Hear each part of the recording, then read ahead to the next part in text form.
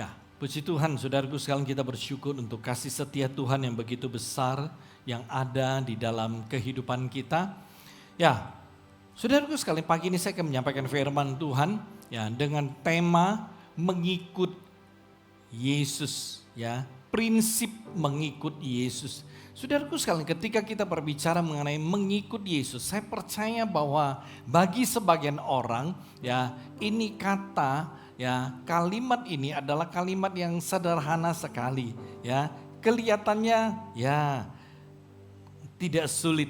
Ya, mari, hari ini saya akan mengajak saudara untuk melihat dengan jelas apa yang dimaksud dengan, ya, prinsip mengikut Yesus. Dan bagaimana kita mengerti, ya, arti yang sesungguhnya dalam mengikut Yesus. Kita mulai dengan Injil Matius pasal yang ke-8, ayat ke-18 sampai dengan ayat yang ke-22. Ya, saudara boleh catat ayatnya, nanti saudara bisa pulang untuk baca kembali. Ayat ke-18 kita mulai, ketika Yesus melihat orang banyak mengelilingnya, ia menyuruh bertolak ke seberang. Lalu datanglah seorang ahli Taurat dan berkata kepadanya, "Guru, aku akan mengikuti engkau kemana saja engkau pergi." Yesus berkata kepadanya, "Serigala mempunyai liang dan burung mempunyai sarang, tetapi anak manusia tidak mempunyai tempat untuk meletakkan kepalanya." Ayat 21, seorang lain, yaitu salah seorang muridnya berkata kepadanya, "Tuhan, izinkanlah aku pergi dahulu menguburkan ayahku." Tetapi Yesus berkata kepadanya, "Ikutlah aku dan biarlah orang mati menguburkan orang-orang mati mereka."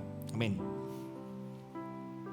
Saudaraku sekalian, bisa mengikut Yesus itu merupakan sebuah anugerah yang besar yang kita terima di dalam kehidupan kita pada hari ini. Mengikut Yesus, kedengarannya sih mudah, betul nggak saudaraku sekalian? Ya, tetapi kita harus mengerti bahwa mengikut Yesus bukan sekedar kita percaya kepada Yesus saja. Saya ulangi, mengikut Yesus di sini bukan berbicara sekedar kita percaya kepada Yesus, sebab banyak sekali orang percaya kepada Tuhan Yesus tetapi tidak bisa mengikuti Yesus dengan baik dan setia. Seorang tokoh, John Stott, berkata seperti ini, mengikut Yesus itu berarti membiarkan dia mengarahkan agenda hidup kita. Jadi saudaraku sekalian, mengikut Yesus bukanlah sebuah perbuatan yang dilakukan dengan setengah-setengah, tetapi harus dengan kesungguhan hati dan membutuhkan komitmen kesetiaan. Ya, jadi mengikut Tuhan itu harus dilakukan dengan sepenuh hati, sesungguh-sungguh hati, ya, dan harus membutuhkan komitmen kesetiaan. Jadi saudaraku sekalian, ketika kita berbicara mengikut Yesus, itu artinya Yesus berjalan di depan, kita mengikuti dari belakang. Oke, jadi Yesus di depan, kita di belakang. Ya, itu arti pertama. Arti kedua, yaitu Yesus berbicara, kita mendengar, lalu kita taat. Ya, kita taat atau kita melakukan apa yang Yesus katakan. Arti yang ketiga, Yesus harus menjadi segala-galanya bagi kita. Arti mengikut Yesus yang keempat adalah belajar melakukan apa yang Yesus lakukan. Di dalam Injil Matius pasal yang ke-14 ayat ke-12 bagian A, di sana dikatakan bahwa kita melakukan pekerjaan yang lebih besar. Ya. Jadi Yesus mengatakan apa? Bahwa kita akan melakukan pekerjaan-pekerjaan seperti yang dia lakukan, bahkan yang lebih besar. Oke? Jadi mengikut Yesus artinya kita belajar untuk melakukan apa yang dia lakukan.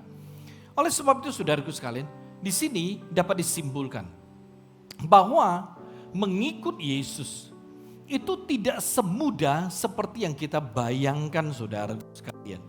Ya, okay? Jadi ini harus kita mengerti.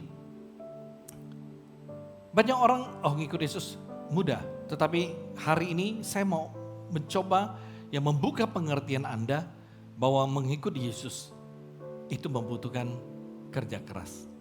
Oke, nah saya percaya kita semua rindu untuk bisa berhasil mengikut Yesus. Nah kalau saudara rindu untuk bisa berhasil mengikut Yesus, seperti yang saya katakan beberapa hal di atas, maka ada beberapa prinsip yang sangat penting yang saudara harus pegang dan tanamkan di dalam kehidupan saudara. Yang pertama, prinsip yang pertama adalah tidak pernah boleh mundur mengikut Yesus. Tidak pernah boleh mundur mengikut Yesus. Perhatikan di ayat yang di firman Tuhan kita baca. Ketika ahli Taurat itu berkata, "Guru, aku akan mengikut engkau kemana saja engkau pergi." Saudara perhatikan, kata kemana saja engkau pergi. Itu artinya apa? Itu artinya itu ahli Taurat akan mengikut Yesus kemana Yesus pergi. Yesus ke kota, dia ikut ke kota. Yesus ke desa, dia ikut ke desa. Yesus ke kampung, dia ikut ke kampung. Yesus ke hutan, dia ikut ke hutan. Yesus ke pelosok-pelosok yang terpencil, dia ikut, saudaraku sekalian. Itu kata si ahli Taurat. Dan kalau kita melihat apa yang dikatakan oleh ahli Taurat ini, saudaraku sekalian, kita akan menemukan bahwa ini adalah sebuah berita yang sangat positif. Amin. Sebuah berita yang sangat positif.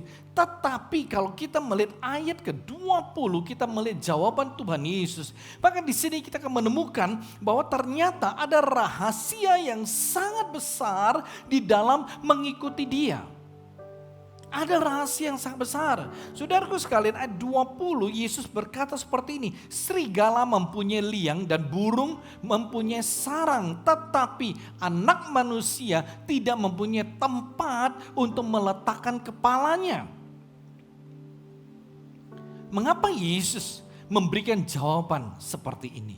Anak manusia tidak mempunyai tempat untuk meletakkan kepalanya. Di saat serigala dan burung mempunyai liang dan sarang. Sederhana sekali saudaraku sekalian. Kalau kita perhatikan di sini Yesus menunjukkan kepada kita semua, kepada Anda dan saya, bahwa ada harga yang harus kita bayar kalau kita mau mengikut Dia. Banyak orang berpikir seperti ini. Kalau saya mengikut Yesus, saya pasti sukses, saya pasti kaya, saya pasti sehat, saya pasti akan terbebas dari berbagai kesulitan. Itu benar saudaraku, itu tidak salah. Tetapi ada kalanya Tuhan Yesus mengizinkan kita mengalami hal-hal yang tidak sesuai dengan harapan kita. Oke, ada kalanya Tuhan izinkan saudaraku sekalian, ya. Saya berikan contoh. Oke. Mungkin ya keluarga saudara tidak akan setenang, seharmoni ya sebelum saudara semuanya percaya kepada Yesus. Maksudnya seperti ini. Waktu saudara belum percaya kepada Yesus, ya, pasangan saudara atau anak saudara, mereka mungkin pergi meramal nasib, cari orang pintar, cari dukun, cari suhu, atau mereka melakukan perbuatan salah, mereka nipu, mereka bohong. Itu tidak ada masalah. Mungkin bagi Anda tidak masalah. Tetapi setelah saudara percaya kepada Yesus, maka itu menjadi masalah.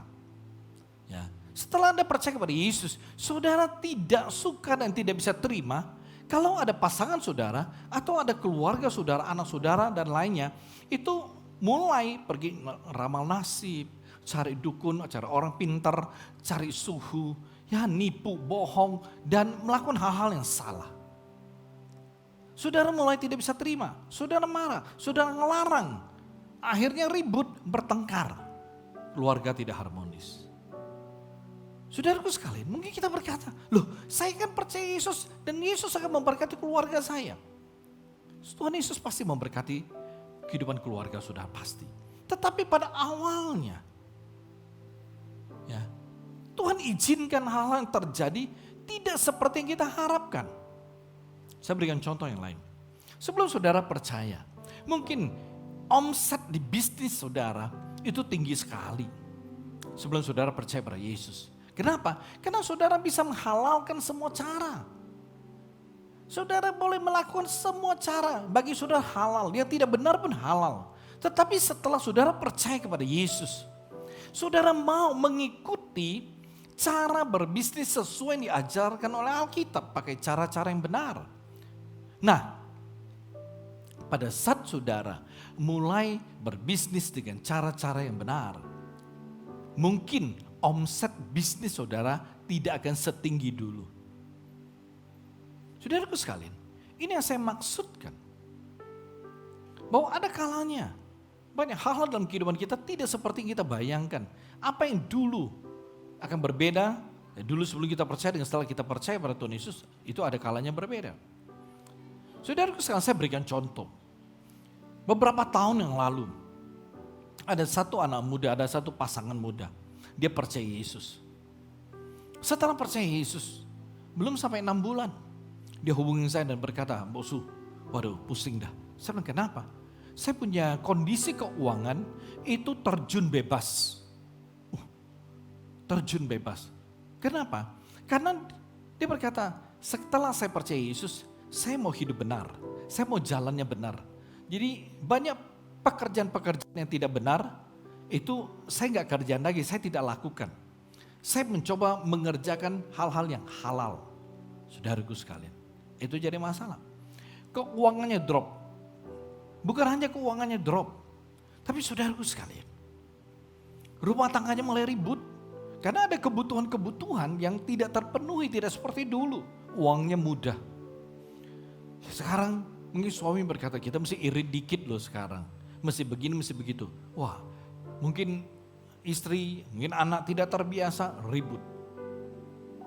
Dan saudaraku sekalian, orang ini kemudian ya bekerja apa saja dia kerjakan demi bisa menghasilkan uang yang benar. Dan itu hal yang sangat sulit. Dia pernah berkata kepada saya, dia hubungin saya. Bosu, aduh tolong doakan ya. Kenapa? Ini tantangan kuat sekali. Justru dikala saya mau hidupnya benar, tapi kondisi keuangan saya agak tertekan. Godaan datang banyak. Ada temen nawarin, bro kita kerjasama yuk. Ini cuannya gede, cepet lagi, cepet. Wah, hatinya sampai goyah. Waduh gimana bos? Saya bilang jangan. Lu sudah sejauh ini memutuskan untuk hidup benar, melakukan yang benar di hadapan Tuhan. Ayo bertahan, saya bilang. Ya, gak tahu kata, aduh ada tawaran lagi bosu. Ya untuk melakukan sesuatu ini katanya cepat sekali. Sebentar saja bisa dapat cuan banyak. Dia mulai membayangkan, wih kembali seperti dulu, bisa punya uang banyak. Ya mau makan apa bisa, mau kemana bisa, mau beli apapun bisa. Dia mulai membayangkan. Tapi tiba-tiba nurani berkata, ini gak benar, ya ini dosa. Saudaraku sekalian, dia WhatsApp saya, gimana ya bosu? Saya berkata, bertahan. Ya, memang tidak mudah, tapi ayo bertahan, saya doakan. Saudaraku sekalian, bertahun-tahun dia hidup di dalam pergumulan. Bertahun-tahun dia hidup di dalam kesulitan. Tetapi saya bersyukur, pada akhirnya dia mendapatkan sebuah pekerjaan yang baik. Dan saudaraku sekalian, mengikut Tuhan itu tidak mudah. Ada kalanya apa yang kita harapkan belum tentu bisa kita peroleh dengan sangat cepat. Ini hal yang sangat menarik saudaraku. Untuk berhasil mengikut Yesus, maka prinsipnya yang pertama tidak pernah boleh mundur. Ya, kalau kita mau berhasil mengikut, pokoknya apapun yang terjadi tidak boleh mundur. Ini prinsip saudara pegang. Oke? Jadi walau tantangan hidup kita itu sangat besar dan sangat berat sekalipun, nggak boleh mundur.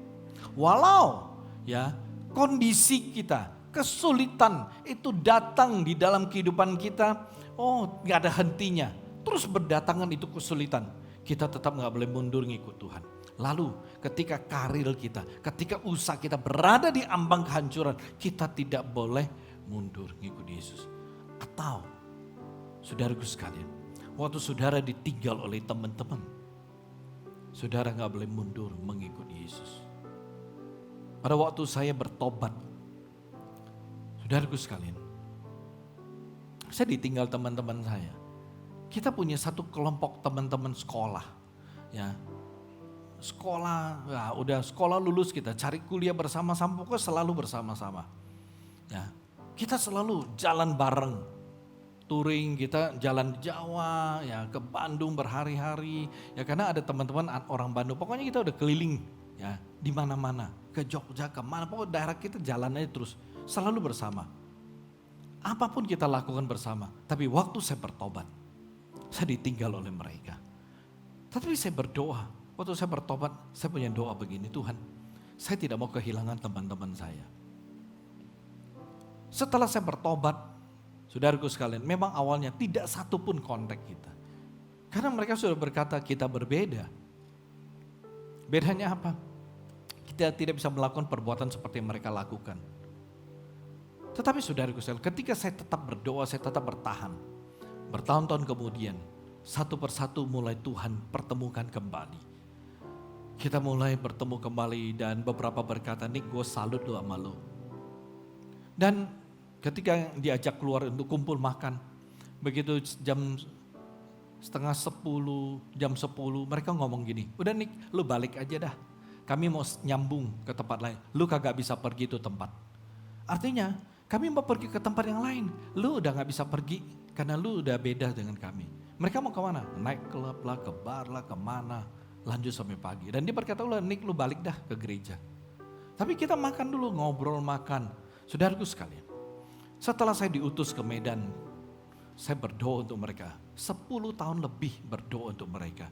Dan saya mendengar satu persatu percaya Yesus. Dan yang paling terakhir, kalau gak salah sekitar 2 tahun lalu, teman baik saya itu bertobat dan sekarang jadi pelayan di sebuah gereja.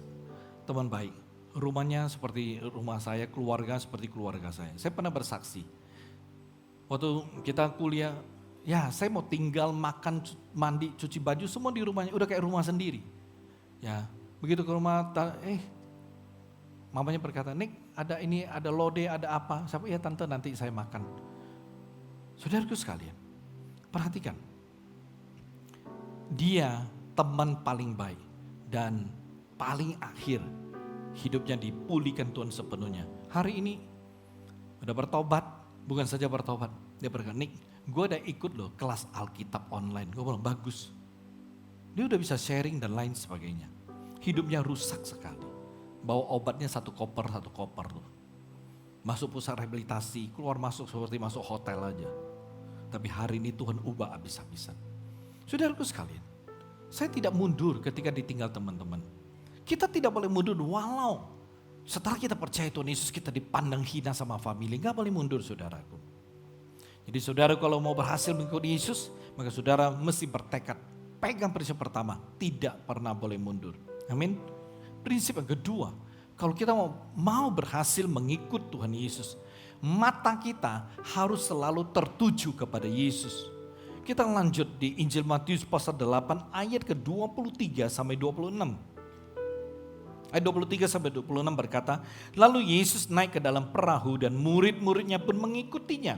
Sekonyong-konyong mengamuklah angin ribut di danau itu, sehingga perahu itu ditimbus gelombang. Tetapi Yesus tidur. Maka datanglah murid-muridnya membangunkan dia, katanya, Tuhan, tolonglah, kita binasa. Ia berkata kepada mereka, mengapa kamu takut? Kamu yang kurang percaya. Lalu bangunlah Yesus menghardik angin dan danau itu. Maka danau itu menjadi teduh kembali. Saudaraku sekalian, melalui ayat-ayat yang kita baca barusan ini, ya, saya mau saudara mengerti bahwa mengikut Yesus itu tidak pernah akan melepaskan kita dari badai. Ini adalah sebuah realita di dalam kehidupan kita pada hari ini. Ya, Itu sebuah realita yang sesungguhnya di mana kita tetap akan bertemu dengan yang namanya kesulitan, tantangan maupun penderitaan. Perhatikan saudaraku sekalian, kerja keras dan pergumulan itu tetap akan menjadi bagian dari kehidupan kita sebagai orang Kristen. Ya, mungkin ini kedengarannya, wih, kok bisa begitu? Kerja keras, emang tidak ada uang mudah? Kalau tidak bekerja bagaimana? Saudaraku sekalian, harus kerja keras. Kejadian 3:17 bagian C berkata seperti ini. Dengan bersusah payah engkau akan mencari rezekimu dari tanah seumur hidupmu, kata firman. Jadi kita masih kerja saudaraku, gak bisa tiduran doang di rumah. Gak bisa tiduran di rumah lalu kita berdoa, Tuhan ya saya mau ini sama itu. Di dalam Alkitab nggak ada ayatnya saudaraku. Tidurlah engkau selalu. Berdoalah terus menerus dengan setia. Mintalah ya apa yang kau inginkan. Maka besok pagi bukalah pintu depanmu. Maka apapun kau inginkan ada di depan pintumu. Nggak ada ayat seperti ini. Yang ada mah dongeng. Saudaraku sekalian, Alkitab berkata apa? Kerja keras, pergumulan tetap ada di dalam kehidupan kita. Saya mengajak saudara melihat realita kehidupan saudaraku. Ya, oleh sebab itu, saudara jangan kaget. Kalau saudara telah menjadi orang Kristen, saudara telah mengikut Yesus. Tetapi saudara masih dihantam oleh berbagai masalah dan kesusahan. Mungkin juga ada banyak hal yang tidak memuaskan yang saudara alami. Contohnya. Ada perlakuan orang yang tidak adil terhadap saudara. Mungkin ada pandangan orang yang menghina atas hidup saudara, atas diri saudara. Mungkin ada orang yang sikapnya merendahkan saudara. Atau saudara menjadi bahan gosip dan lain sebagainya. Perhatikan saudaraku sekalian. Murid-murid mengira Yesus ada di perahu. Mereka bersama dengan orang yang bisa melakukan perbuatan-perbuatan yang begitu ajaib. Dan murid-murid mengira ketika bersama dengan Yesus semuanya lancar-lancar. Semuanya aman-aman aja. Tetapi apa yang terjadi saudaraku? Ketika mereka menyeberang dari Galilea menuju ke Gerasa. Ketika perahu mereka sudah di tengah-tengah danau, tiba-tiba badai datang. Tiba-tiba badai menyerang kapal mereka. Bahkan mereka berkata, Yesus bangun deh, kita udah mau mati, kita mau binasa. Yesus menyatakan kuasanya sekali lagi. Yesus menghardik itu badai dan itu danau menjadi tenang kembali. Saudaraku sekalian, ini yang saya mau saudara mengerti. Bahwa bukan tidak ada masalah kita mengikuti Yesus. Ada pertanyaan saudaraku. Waktu badai hidup ini datang bertubi-tubi. Kesusahan dan tantangan saudaraku sekalian. Itu terus menerus hadir di depan mata saudara. Kira-kira apakah saudara masih mau sungguh-sungguh percaya kepada Yesus? Apakah saudara bisa melihat keberadaan Tuhan di dalam kehidupanmu melalui berbagai tantangan, penderitaan, kesusahan dan kesulitan yang datang? Dan dengan keadaan seperti ini, apakah saudara masih tetap mau mengikut Yesus? Saudaraku sekalian, apabila saudara rindu bisa bersetia sampai akhir mengikut Yesus, maka saudara harus sungguh-sungguh memegang prinsip yang kedua ini. Yaitu mata saudara itu harus tertujunya kepada Yesus. Bukan tertuju kepada manusia, bukan tertuju kepada situasi kondisi. Kalau mata kita tertuju kepada manusia, saudaraku sekalian, kita bisa gagal. Kenapa? Karena kita bisa, kenapa si A, si B, si C? Dulu dia aktif ke gereja, dia setia, bahkan dia melayani. Tapi hari ini sudah tidak di gereja, sudah tidak di hadapan Tuhan. Saudaraku sekalian, ada banyak orang, bahkan pernah ada satu jemaat kita, Dia dapat pacar. Pacarnya anak pendeta lagi, saudaraku. Datang, jemaat, lalu diberkati oleh saya dalam pernikahan. Saudaraku sekalian, beberapa bulan menikah. Tiba-tiba dia bilang begini, "Bu Su, aku minta maaf ya. Aku mau pindah agama." Saya kaget. Lalu, kenapa bisa begitu? Ya, saya mimpi. Yesus suruh saya ikut yang ini. Saya bilang, kenapa bisa mimpi seperti ini? Saya mulai berbicara, dia mengkonseng dia, kasih tahu semua tentang kebenaran. Saya konseling dia. Dia berkata, enggak, saya mimpi jelas sekali. Yesus suruh saya ikut yang ini. Saya kaget, lalu saya berkata, kamu ada baca buku apa aja? Ada teman pinjamin beberapa buku tentang ini. Saudaraku sekalian, saya berusaha menjelaskan apa yang benar. Tetapi dia berkata, saya mimpi saya lihat dengan sangat jelas. Yesus yang ngomong. Kasih tahu saya, udah ikut yang ini yang benar.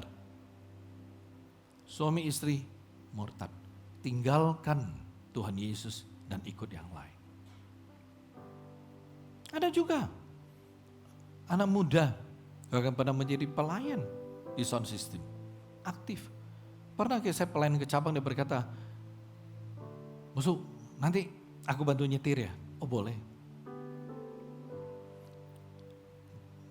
Sekarang udah tinggalkan Tuhan. Udah pindah agama.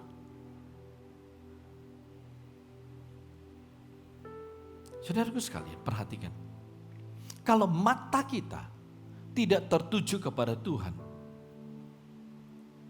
tertuju kepada manusia atau situasi kondisi, kita bisa gagal mengikut Yesus. Saudaraku sekalian, walau kesulitan, tantangan dan penderitaan itu selalu ada di dalam kehidupan kita ketika kita mengikut Tuhan Yesus. Tetapi saat mata kita tetap tertuju kepada Tuhan Yesus, maka saudara akan melihat pengharapan itu datang di dalam kehidupan saudara. Pengharapan itu akan seperti fajar yang muncul di dalam kehidupan saudara setiap hari. Dan ketika saudara mengikuti Tuhan dengan mata yang tertuju kepada Tuhan Yesus, maka itu akan mendatangkan kekuatan bagi saudara untuk sungguh-sungguh menjadi orang Kristen yang unstoppable, menjadi orang Kristen yang tak terhentikan. Ini luar biasa. Saudaraku sekalian, saya baca satu ayat untuk saudara.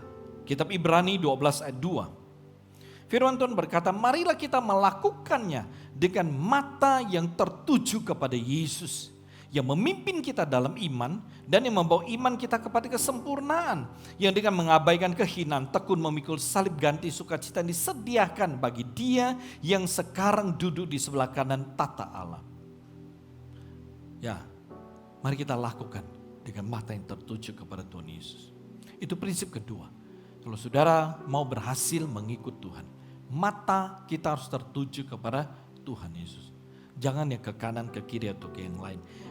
Prinsip ketiga, ya, tidak akan murtad. Kita buka Injil Matius 24 ayat 9 sampai 10. Injil Matius 9 sampai 24, 9 sampai 10. Pada waktu itu kamu akan diserahkan supaya disiksa dan kamu akan dibunuh dan akan dibenci semua bangsa oleh karena namaku. Dan banyak orang akan murtad dan mereka akan saling menyerahkan dan saling membenci. Kita lanjut kembali kepada Ibrani pasal yang ke-6 ayat ke-4 sampai ayat yang ke-6. Sebab mereka yang pernah diterangi hatinya, yang pernah mengecap karunia sorgawi, dan yang pernah mendapat bagian dalam Roh Kudus, dan yang mengecap firman yang baik dari Allah dan karunia-karunia dunia yang akan datang, namun yang murtad lagi tidak mungkin dibaharui sekali lagi sedemikian hingga mereka bertobat, sebab mereka menyalibkan lagi anak Allah bagi diri mereka dan menghinanya di muka umum. Amin. Orang Kristen bisa murtad gak? Bisa. Tadi saya sudah sampaikan. Kadang-kadang ya sebagai orang Kristen mungkin ada yang sulit percaya bahwa orang Kristen itu bisa murtad. Saudaraku sekalian, Perhatikan, menjadi pengikut Yesus berarti kita harus memiliki ketetapan hati.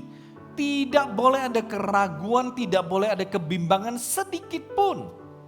Perhatikan saudaraku sekalian, satu ayat Lukas 9 pasal 9 ayat ke-62. Injil Lukas pasal yang ke-9 ayat ke-62 berkata seperti ini. Tetapi Yesus berkata, setiap orang yang siap untuk membajak tetapi menoleh ke belakang tidak layak untuk kerajaan Allah. Ini kedengarannya keras sekali saudaraku. Ya.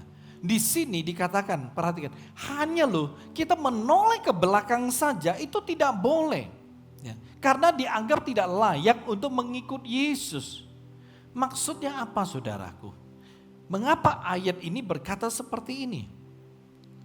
Maksudnya adalah saudaraku, ketika kita mengikut Yesus, maka kita harus memandang ke depan terus menerus. Bukan ke belakang, bukan ke samping, ke kanan atau ke kiri, bukan. Artinya di sini tidak boleh ada yang menggoyahkan dan menarik kita dari Yesus. Jadi kalau kita perhatikan, sebenarnya menjadi pengikut Yesus itu tidak mudah. Tidak mudah. Pertanyaannya saudaraku, sampai di sini. Apakah benar kita masih mau mengikut Yesus dengan kesungguhan hati? Apakah saudara tetap siap dengan sepenuh hati, dengan kesungguhan hati saudara mengikut Yesus? Saudaraku sekalian, perhatikan. Menjadi orang Kristen itu tidak cukup dengan rajin mengikuti kebaktian di hari Minggu. Tidak cukup rajin membaca Alkitab, rajin berdoa, rajin mengikuti berbagai aktivitas di gereja. Mengikut Yesus itu artinya saudara mesti siap mengubah prioritas saudara. Menjadikan Yesus menjadi yang terutama dan pertama. Itu arti mengikut Yesus yang sebenarnya. Hari ini yang menjadi prioritas hidup kita mungkin usaha kita, mungkin keluarga kita, anak-anak kita, mungkin pacar kita, mungkin hobi kita. Tetapi saudaraku sekalian, ketika kita berbicara mengenai arti yang sesungguhnya mengikut Yesus, itu adalah kita siap untuk mengubah prioritas kita. Apa yang sekarang menjadi prioritas kita, atau dengan kata lain, Yesus itu berada di urutan kelima, kita mesti ubah. Yesus mesti menjadi yang pertama, yang lain mesti menjadi kedua, ketiga, keempat, kelima. Ini yang dimaksud dengan mengikut Yesus. Kenapa saya berkata mengikut Yesus itu tidak mudah? Karena dia harus menjadi tempat yang pertama, berada di tempat yang pertama dan menjadi yang terutama. Kira-kira bisa nggak? Bisa nggak kita melakukan begitu? Saudaraku sekalian, perhatikan. Saya mau katakan, kalau satu orang ya, yang bisa memprioritaskan Tuhan Yesus di tempat pertama dan terutama, ketika dia mengikut Yesus dengan benar, dengan baik, saya percaya bahwa hidupnya ada di tangan yang kuat. Hidupnya akan ada di jalan yang benar. Jalannya Tuhan. Saudaraku sekalian, jalan Tuhan itu jalan yang kayak bagaimana?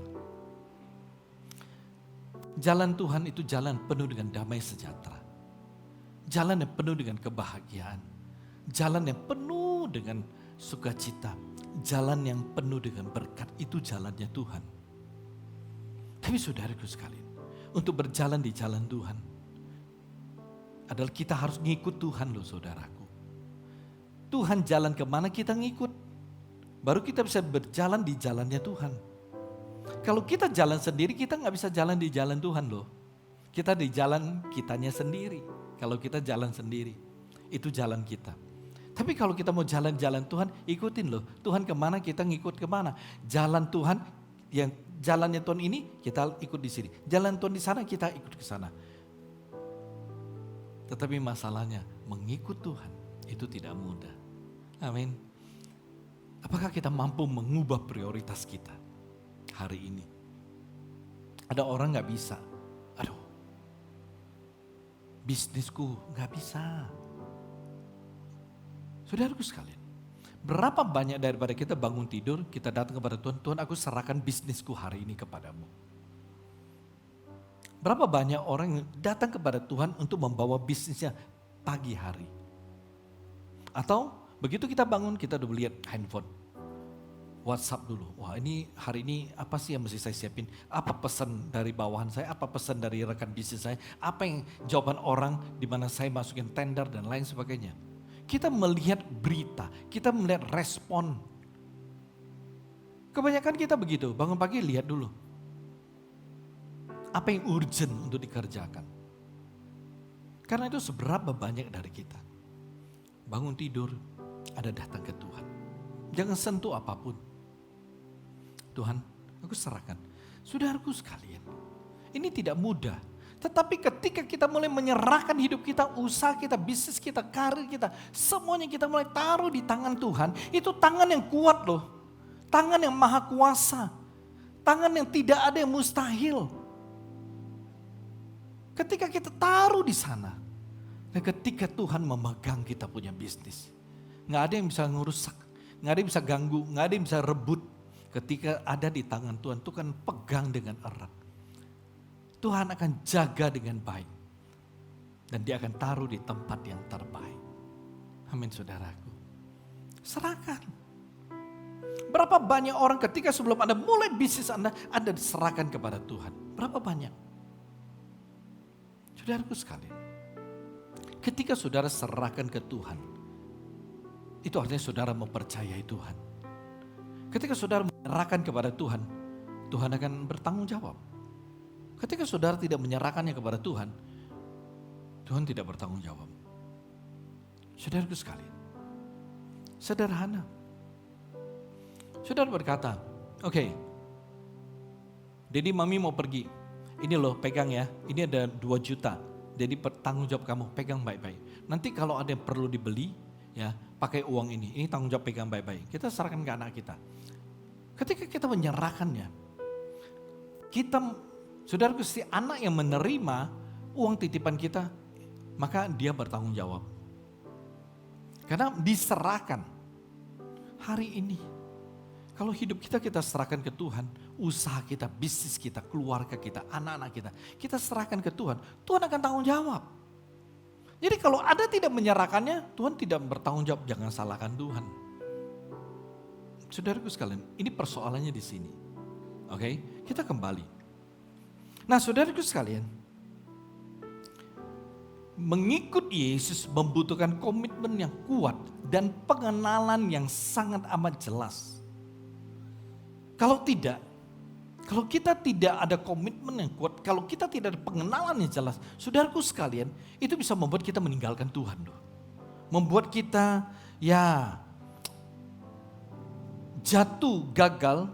Kenapa? Karena kesulitan, karena tantangan, karena penderitaan, karena pemikiran-pemikiran yang salah, yang tidak jelas yang datang dalam kehidupan kita. Saya berikan contoh. Saudaraku sekalian, ada seorang rekan pelayanan daripada Billy Graham. Namanya Charles Templeton. Saudaraku sekalian, dia di masa muda, dia sejaman dengan Billy Graham.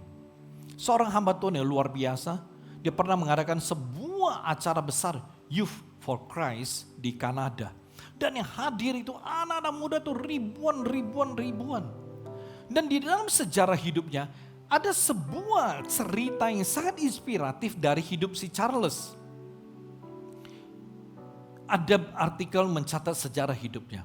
Suatu hari dia ingin memulai sebuah gereja. Dia ingin mendirikan gereja. Dan saudaraku sekalian, lalu dia mencari sebuah gedung. Dia dapat sebuah gedung yang gede sekali. Itu gedung muat 1.100 orang. Artinya itu gedung punya kursi 110 seat. 1.100 seat, sorry.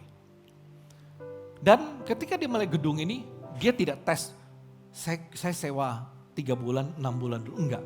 Begitu dia lihat, oke, dia langsung sewa. Aku sewa tempat di 1 tahun. Saudaraku sekalian, Charles Templeton itu tidak pernah tahu berapa banyak orang akan hadir di dalam ibadahnya. Dia mulai umumkan ke kota, tempat di mana dia ada. Dia mulai mempersiapkan diri, mempersiapkan ibadah yang luar biasa. Saudaraku sekalian, ketika minggu tiba, dia mau start ibadah pertama dia. Wow, itu luar biasa. Begitu ibadah dimulai sampai ibadah selesai. Jemaat yang hadir tidak sampai 20 orang.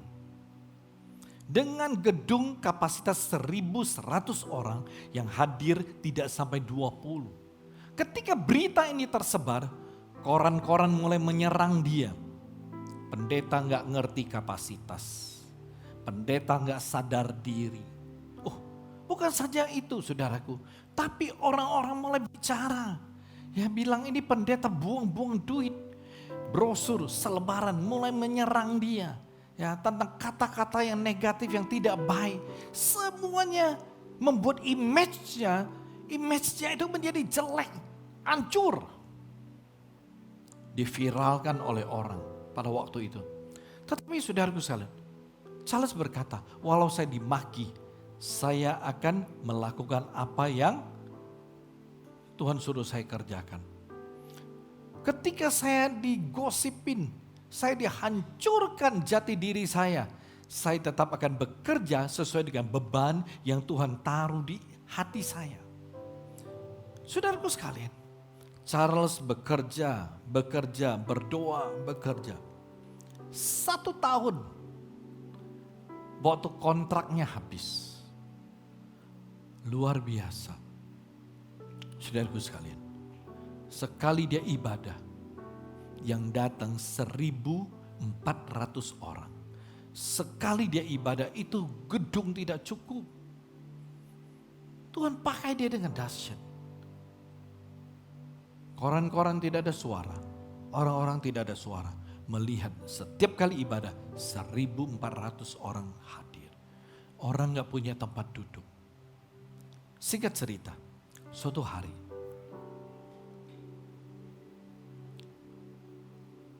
habis khotbah,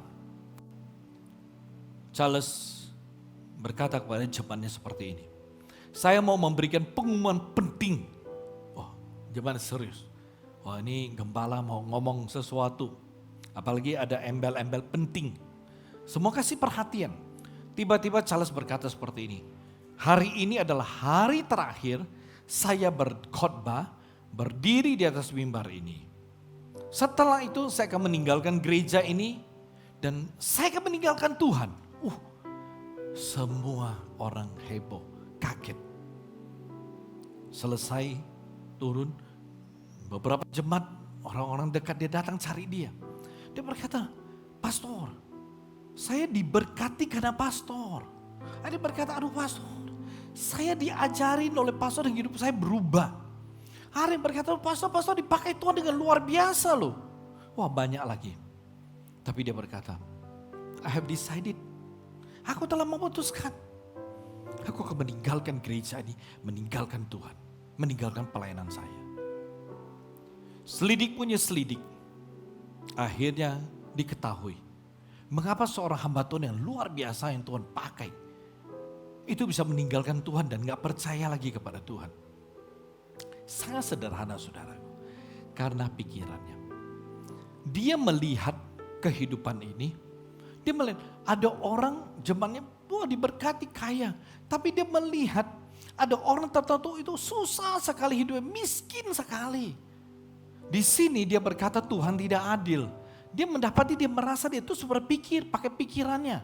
Oleh itu kita jangan pakai pengertian kita. Dia terus berusaha. Aduh, kenapa ya bisa begitu? Kok ada yang susah sekali, miskin sekali, Tuhan tidak tolong. Kenapa Tuhan tidak campur tangan dalam hidupnya? Ada yang bahagia, tapi ada yang menderita. Di sini terjadi pergulatan yang luar biasa dalam pikirannya. Sehingga, dia marah sama Tuhan. Dia berkata, Tuhan tidak adil. Saya tidak mau percaya pada Tuhan lagi. Seorang pendeta besar, saudaraku. Hanya karena pengenalan yang tidak jelas, tidak sepenuhnya jelas. Dan dirasuki oleh pemikiran-pemikiran yang salah. Saya tidak mengerti. Hanya dia meninggalkan gereja. Menjadi orang biasa. Menjadi orang yang tidak percaya pada Tuhan Yesus. Saudaraku sekalian. Ketika dia menjelang mati. Udah tua mau mati. Ada seorang jurnalis Kristen. Penasaran. Lalu mendatangi dia. Ngobrol. Ya, dan bertanya beberapa hal kepada dia. Itu jurnalis berkata kepada Charles. What do you think about Jesus? Apa pendapatmu tentang Yesus? Charles menjawab begini. He was a good man. He was a good teacher. Dia orang yang baik. Dia guru yang baik. Itu jawaban dia. Dan dia berkata, I miss him so much. Saya sangat merindukan dia. Saya merindukan pengajarannya. Saya merindukan waktu bersama dia. Itu kata-kata dari Charles kepada si jurnalis. Saudaraku sekalian, sampai dia mati, tidak satu pun tahu apakah Charles sungguh-sungguh bertobat kembali atau enggak. Dia murtad. Kalau saudara di dalam kondisi terancam, kira-kira bagaimana? Apakah saudara akan menyangkal Yesus atau enggak? Kalau hari ini saudara ditimpa kesulitan demi kesulitan yang luar biasa. Saudara hidup susah sekali, sulit sekali. Saudara menderita tantangan begitu banyak. Saudara tertekan sekali. Tertekan oleh keluarga, tertekan dalam hubungan saudara. Tertekan situasi kondisi. Apakah saudara masih tetap mau mengikut Yesus? Saudaraku sekalian, ada banyak orang karena kesulitan, kesusahan hidup, murtad, nggak mau percaya Yesus lagi. Saudaraku sekalian, kalau saudara mau berhasil mengikut Yesus, ingat, nggak boleh murtad. Apapun yang terjadi, jangan pernah murtad, jangan pernah tinggalkan Tuhan Yesus. Jangan pernah berkata aku tidak percaya lagi kepada Yesus. Mari kita tundukkan kepala saudara.